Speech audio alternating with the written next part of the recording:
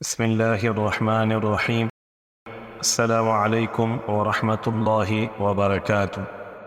جرنیل صحابہ کے سلسلے میں آج ہم جس شخصیت کا ذکر کرنے جا رہے ہیں وہ ہیں حضرت عتبہ بن غزوان رضی اللہ تعالی عنہ۔ دراز قد، دلکش خال، نورانی چہرہ، گداز دل، مضبوط اور گٹھا ہوا سڈول جسم، نیزہ باز، شمشیر و زن اور ماہر شاہ سوار، پاکیزہ اخلاق، زاہد، عابد اور شب زندہ دار، میدان جنگ میں دشمنان اسلام پر کاری ضرب لگانے والا، جرأت مند، بہادر اور دل آور جواں۔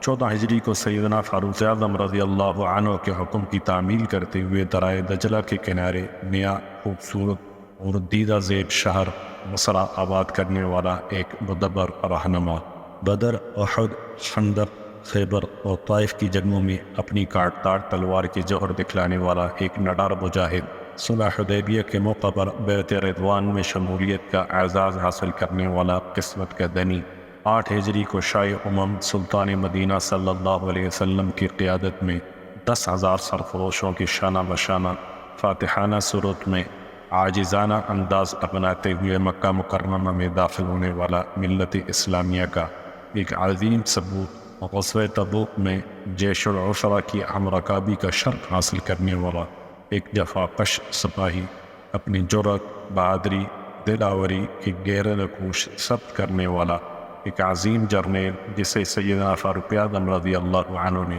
عراق کے جنوبی علاقے کو فتح کرنے کے لیے بڑی ہی سوچ و بچار کے بعد منتخب کیا اور ایک مختصر سے اسلامی لشکر کا قائد بنا کر عراق اور ایران کے سرحدی مقام ابلا کی طرف روانگی کا حکم دیا اور یہ نصیحت کی: اے عتبہ، اللہ سبحانہ و تعالیٰ پر کامل توکل کرتے ہوئے عرب کی اس سرحد تک اسلامی لشکر کی قیادت کرتے ہوئے پہنچ جاؤ جہاں سے عجم کی سرحد شروع ہوتی ہے۔ دیکھنا ہر حال میں اللہ کا ڈر اور تقوی پیش نظر رہے، تمہارا ایک مکار، فریبی اور چالاک دشمن سے پارا پڑنے والا ہے، انتہائی دانشمندی، جرأت اور بیدار مغزی سے اس کا مقابلہ کرنا ہوگا، جو اللہ تمہارا حامی و ناصر ہو۔ حضرت عتبہ بن غزوان رضی اللہ عنہ قبیلہ بنو مازن کے قابل فخر و نہار اور عرد العزیز فرزند تھے۔ زمانہ جاہلیت میں ان کا خاندان قبیلہ بنو نوفل بن عبد مناف کا حلیف تھا۔ جب یہ 30 برس کے ہوئے تو مکہ کی فضاؤں میں یہ خبر گردش کرنے لگی کہ آمنہ کے لال عبد المطلب کے پوتے اور عبداللہ کے فرزند ارجمند نے نبوت کا دعویٰ کر۔ اس کا یہ پیغام ہے کہ صرف اللہ ہی معبود برحق ہے، وہی خالق و مالک اور وہی رازق و مشکل کشا ہے، موت و حیات اسی کے قبضہ میں ہے۔ اسی کے پیغام کے منظر عام پر آتے ہی مکہ میں ایک ہنگامہ برپا ہو گیا۔ سرداران قریش نے نو آموز مسلمانوں پر ظلم و ستم کی انتہا کر دی۔ رحمت عالم فلک مجسم صلی اللہ علیہ وسلم نے اپنے جانثار ساتھیوں کی بے بسی دیکھتے ہوئے حبشہ کی طرف ہجرت کر جانے کا حکم دیا۔ ہجرت کو اختیار کرنے والے 7 رسیدہ دوسرے قافلے میں حضرت عتبہ بن غزوان بھی شامل تھے۔ کچھ عرصہ وہ وہاں پرسکون اور امن سے زندگی کے دن گزارنے کے بعد واپس مکہ آ گئے۔ چونکہ رسول اقدس صلی اللہ علیہ وسلم کے محبت اور اپنے وطن کی یاد انہیں بے قرار کی ہوئی تھی، سرور دو عالم فلک مجسم نی رتاباں روشن و رخشن رسول معظم صلی اللہ علیہ وسلم قریش مکہ کے ظلم و ستم سے تنگ آ کر جب سوئے مدینہ روانہ ہوئے تو آپ کی جدائی نے حضرت عتبہ بن غزوان رضی اللہ عنہ کو بے چین کر دیا۔ اب موقع کی تلاش میں لینے لگے کہ کیسے جلد از جلد محبوب کبریا کی رفاقت و زیارت کا شرف حاصل کیا جائے۔ شوال 1 ہجری میں اکرمہ بن ابی جعل کی قیادت میں چند قریشی نوجوان مدینہ میں نو آباد مسلمانوں پر دباؤ ڈالنے کے لیے مسلح ہو کر نکلے۔ جب سفر کرتے ہوئے عرابہ مقام پر پہنچے تو وہاں حضرت عبیدہ بن حارث کی قیادت میں کشتگان خنجر تسلیم و رضا کا 80 افراد پر مشتمل ایک قافلہ گش میں تھا۔ مکہ سے آنے والے قافلے کے ساتھ عتبہ بن غزوان اور مقداد بن اسود بھی ہو لیے۔ سالار قافلہ اکرمہ نے سمجھا کہ شاید یہ خاندانی غیرت کو دل میں سمائے ہمارے ساتھ جا رہے ہیں، یہ ہمارا ہاتھ بٹائیں گے۔ لیکن جب حق و باطل کا ٹکراؤ ہوا، مکہ سے آنے والے سورمے پسپا ہو کر واپس پلٹے، تو یہ دونوں سلیب الفطرت نوجوان موقع کو غنیمت سمجھتے ہوئے قدسی نفوس مجاہدین کے ساتھ جا ملے اور اس طرح انہوں نے مدینہ منورہ پہنچ کر شاہ امم سلطان مدینہ صلی اللہ علیہ وسلم کی زیارت کا شرف حاصل اور 2 ہجرتوں کا اعزاز حاصل کرنے کی سعادت ان کے نصیب میں آئی۔ حضرت عتبہ بن غزوان رضی اللہ عنہ نے ان تمام جنگوں میں بڑھ چڑھ کر حصہ لیا، جن میں سرور عالم صلی اللہ علیہ وسلم بذات خود شریک، ان کی بہادری، جواں مردی، جرأت و شجاعت کا تذکرہ زبان زد عام۔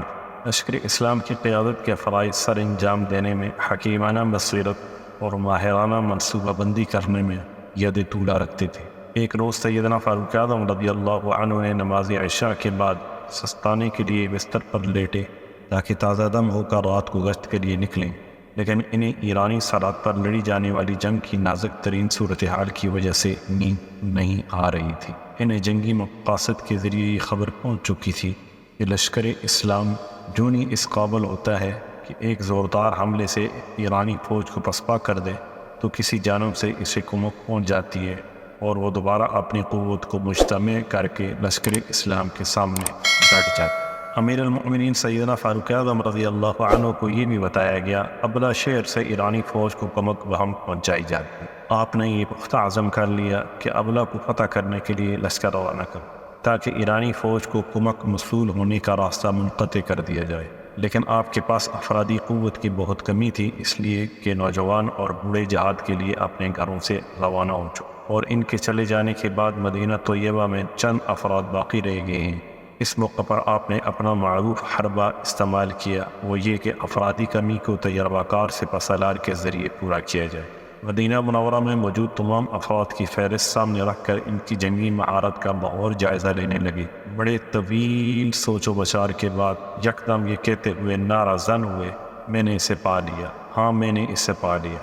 پھر بستر پر دراز ہوتے ہوئے فرمانے لگے، یہ ایک ایسا مجاہد ہے جس نے بدر، احد، خندق اور دیگر غزوات میں بڑا نمایاں کردار ادا کیا، اس کی تلوار اور تیر کا نشانہ کبھی خطا نہیں کیا۔ مزید اسے حبشہ اور مدینہ کی جانب سے ہجرت کرنے کا اعزاز بھی حاصل ہوا ہے، اور وہ ان خوش نصیب مسلمانوں سے ہے جنہیں اسلام قبول کرنے میں سبقت کا شرف حاصل ہوا۔ جب صبح ہوئی تو امیر المؤمنین سیدنا فاروق اعظم رضی اللہ عنہ نے ارشاد فرمایا، عتبہ بن غزوان کو میرے پاس لاؤ، اور اس کی قیادت میں 319 مجاہدین کا لشکر ابلا کی جانب روانہ کر دیا، اور یہ وعدہ بھی کیا میں تمہاری مدد کے لیے وافر مقدار میں اور مجاہدین کو بھیجو۔ جب یہ لشکر کوچ کرنے کے لیے تیار ہوا تو سیدنا فاروق اعظم رضی اللہ عنہ لشکر کے سپہ سالار حضرت عتبہ کو وصیت کرتے ہوئے فرمانے لگے، عتبہ میں تجھے سرزمین ابلا کی جانب روانہ کر رہا ہوں۔ یہ دشمن کا ایک بڑا مضبوط قلعہ ہے، میں اللہ تعالیٰ سے امید رکھتا ہوں کہ وہ تیری مدد کرے گا۔ جب تم اپنی منزل پر پہنچ کر پڑاؤ کرو تو سب سے پہلے وہاں کے باشندوں کو اسلام کی دعوت، اگر وہ قبول کر لیں تو وہ تمہارے بھائی ہیں، اگر اسلام قبول کرنے سے انکار کر دیں تو ان سے جزیہ وصول کرنے کا مطالبہ کرنا، اگر وہ جزیہ دینے سے انکاری ہوں ان سے جنگ کرنا۔ عتبہ اپنے منصب کے بارے میں اللہ تعالیٰ سے ڈرتے رہنا، تکبر، نخوت اور اکڑ فون کرنے سے دامن بچائے رکھنا، یہ عادت انسان کی عاقبت برباد کرنے کا باعث بنتی۔ تمہیں اس بات کو اچھی طرح ذہن نشین کر لینا چاہیے، اللہ سبحانہ و تعالیٰ کا تم پر یہ بہت بڑا احسان ہے، رحمت عالم صلی اللہ علیہ وسلم سے براہ راست فیض حاصل کرنے کا اعزاز حاصل ہوا ہے۔ اللہ تعالیٰ نے تمہیں عزیمت عطا کی، کمزوری کے بعد قوت عنایت کی، تم اس وقت لشکر کے امیر اور عرد العزیز جرنیل ہو۔ تم جو بات کہو گے اسے احترام کی نگاہ سے دیکھا جائے گا، تم جو بھی حکم دو گے اسے بخوشی تسلیم کیا جائے گا۔ دیکھنا کہیں اس نعمت کو غلط استعمال نہ کر بیٹھنا، ورنہ آخرت کے دن پچھتانا پڑے گا۔ اللہ مجھے اور تجھے اپنی امان میں رکھے، آمین۔ حضرت عتبہ بن غزوان رضی اللہ عنہ اپنا یہ لشکر لے کر روانہ ہوئے۔ اس لشکر میں ان کی بیوی کے علاوہ دیگر 5 مجاہدین کی بیگمات بھی شامل۔ یہ لشکر دشوار گزار راستوں میں سے گزرتا ہوا ابلا شہر کے قریب ایک سرسبز مقام پر خیمہ زن ہوا۔ لشکر کے پاس کھانے کے لیے کوئی چیز نہ تھی۔ جب بھوک نے زور پکڑا تو حضرت عتبہ رضی اللہ عنہ نے چند ساتھیوں سے کہا کھانے کے لیے کچھ تلاش کر کے لائیں۔ وہ خوراک تلاش کرنے کے لیے نکلے تاکہ بھوک کا مداوع ہو سکے۔ ان کے ساتھ ایک دلچسپ واقعہ پیش آیا۔ ان میں سے ایک ساتھی نے بیان کیا، ہم کھانے کے لیے کوئی چیز تلاش کر رہے تھے، ہم چلتے چلتے درختوں کے ایک جھنڈ میں داخل ہوئے۔ وہاں 2 بٹکے پڑے ہوئے تھے، ایک میں کھجوریں تھیں اور دوسرا مٹکا زرد رنگ کے چھوٹے چھوٹے دانوں سے بھرا ہوا۔ ہم نے دونوں مٹکے اٹھا لیے اور امیر لشکر کے پاس لے آئے۔ ہم میں سے ایک ساتھی نے مٹکے میں موجود دانوں پر نگاہ ڈالی اور کہا، ہمیں احتیاط کرنی چاہیے، ممکن ہے یہ کوئی زہر ہو جسے دشمن نے ہمیں ہلاک کرنے کے لیے یہاں رکھا ہو۔ ہم کھجوروں سے بھرے ہوئے مٹکے کی طرف لپکے اور انہیں کھانا شروع کر دیا۔ اتنے میں گھوڑا رسی کو توڑتا ہوا سیدھا اسی مٹکے کی طرف آیا جس میں زرد رنگ کے دانے تھے۔ گھوڑے نے مٹکے میں منہ ڈالا اور بڑی رغبت سے کھانا شروع کر دیا۔ بخدا ہم نے ارادہ کیا کہ گھوڑے کو ذبح کر لیں ورنہ یہ زہر سے اس کی موت واقع ہو جائے گی۔ ہمارے ایک ساتھی نے کہا، رہنے دیجیے، میں رات بھر پہرا دوں گا، اگر یہ مرنے لگا تو اسے فوراً ذبح کر دوں۔ جب صبح ہوئی تو ہم نے دیکھا گھوڑے کو کچھ بھی نہیں ہوا۔ مجاہدین کی بیگمات میں سے ایک نے کہا، میں نے اپنے محترم والد سے سنا ہے زہر کو اگر آگ پر رکھ کر جلا دیا جائے اس سے زہریلا پن ختم ہو جاتا ہے۔ پھر اس خاتون نے مٹکے سے کچھ دانے کے لیے ہانڈیاں میں ڈالے اور نیچے آگ جلا دی۔ تھوڑی دیر بعد کہنے لگی، یہ دیکھو دانوں کے اوپر سے چھلکا اتر رہا ہے اور اندر سے سفید رنگ کے دانے برآمد ہو رہے ہیں۔ ہم نے ذائقہ چکھنے کے لیے دانے ایک پیالے میں ڈال کر امیر لشکر کی خدمت میں پیش کیے۔ انہوں نے فرمایا، اللہ کا نام لے کر کھاؤ۔ ہم نے کھائے تو بڑا مزہ آیا۔ بعد میں ہمیں پتہ چلا ان دانوں کو چاول کہتے ہیں اور یہ ایرانیوں کی مرغوب غذا۔ ابنا جسے فتح کرنے کے لیے حضرت عتبہ بن غزوان رضی اللہ عنہ نے ایک چھوٹے سے لشکر کے ساتھ چڑھائی کی تھی۔ دجلہ کے کنارے پر واقع ایک محفوظ شہر تھا۔ ایرانی فوج نے یہاں اسلحہ محفوظ کرنے کے لیے بڑے بڑے سٹور بنا رکھے تھے اور قلعہ کے برجوں پر اپنے دشمنوں پر نگاہ رکھنے کے لیے رستگاہیں تعمیر کر رکھی تھی۔ یہ تمام تر انتظامات حضرت عتبہ بن غزوان رضی اللہ عنہ کی جنگی کارروائی میں کوئی رکاوٹ پیدا نہ کر سکے۔ امیر لشکر عتبہ رضی اللہ عنہ نے نیزوں کے ساتھ جھنڈے آوازاں کر کے لشکر میں شامل خواتین کے ہاتھوں میں تھما دیے اور انہیں حکم دیا وہ لشکر کے پیچھے چلیں، اور ان سے یہ بھی ارشاد فرمایا، جب ہم شہر کے قریب پہنچ جائیں تو ہمارے پیچھے اس قدر غبار اڑائیں جس سے فضا گرد آلود ہو جائے، کسی کو کچھ دکھائی نہ دے۔ جب لشکر اسلام ابنا شہر کے قریب پہنچا اور ایرانی فوج نے یہ منظر بچشم خود دیکھا تو وہ انگشت بدندہ رہ گئی۔ اتنا بڑا لشکر پورے جاؤ جلال سے ہماری طرف پیش قدمی کر رہا ہے، ہم تو اس کے مقابلے میں بہت تھوڑے ہیں۔ ان کو اپنی جان کے لالے پڑ گئے۔ گھبراہٹ کے عالم میں ان کشتیوں پر بیٹھ کر بھاگ نکلے جو دریا دجلہ کے کنارے ہنگامی آلات سے نمٹنے کے لیے تیار لنگر انداز تھیں۔ حضرت عتبہ رضی اللہ عنہ بغیر کسی مزاحمت کے فاتحانہ انداز میں ابنا شہر میں داخل ہوئے۔ پھر اس کے بعد تھوڑے ہی عرصہ میں ارد گرد کے شہروں اور بستیوں کو بھی بڑی آسانی سے فتح کر لیا۔ یہاں سے اتنا مال غنیمت ہاتھ لگا جسے شمار کرنا دشوار تھا۔ کامیابی کے بعد ایک مجاہد مدینہ منورہ واپس لوٹا تو لوگوں نے اس سے پوچھا، ابلا میں مسلمانوں کا کیا حال ہے؟ اس نے کہا، بھائی کیا پوچھتے ہو، بڑے مزے میں ہیں، ہر طرح کی آسائش و آرام انہیں میسر ہے اور لوگ ابنا شہر میں رہائش اختیار کرنے کے بہت مشتاق دکھائی دیتے ہیں۔ اس موقع پر حضرت عتبہ بن غزوان رضی اللہ عنہ نے سوچا کہ لشکر اسلام کا ان مفتوحہ شہروں میں زیادہ دیر قیام کرنا انہیں آرام طلب بنا دے گا اور یہ مجاہد یہاں کے باشندوں کی عادات اپنا لیں گے اور ان کے جنگی عزائم مان پڑ جائیں گے۔ تو انہوں نے امیر المؤمنین سیدنا فاروق اعظم رضی اللہ عنہ کی طرف خط لکھا اور ان سے ایک نیا شہر آباد کرنے کی اجازت طلب کی اور مجوزہ جگہ کی نشاندہی بھی کر دی۔ امیر المؤمنین نے یہ شہر آباد کرنے کی انہیں اجازت دے دی اور اس نئے شہر کا نام بصرہ تجویز کیا گیا۔ حضرت عتبہ رضی اللہ عنہ نے اس نئے شہر کا نقشہ بنایا۔ سب سے پہلے اس میں ایک بہت بڑی مسجد تعمیر کی۔ اس مسجد کو اسلام کی سربلندی کے لیے اپنی تمام تر مساعی کا مرکز بنایا۔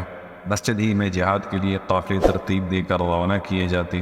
اس شہر میں مجاہدین نے اپنے گھر تعمیر کیے لیکن امیر لشکر نے اپنے لیے کوئی گھر تعمیر نہیں کیا۔ بصرہ شہر آباد ہو جانے کے بعد امیر المؤمنین حضرت فاروق اعظم رضی اللہ عنہ نے حضرت عتبہ رضی اللہ عنہ کو اس شہر کا گورنر مقرر کیا۔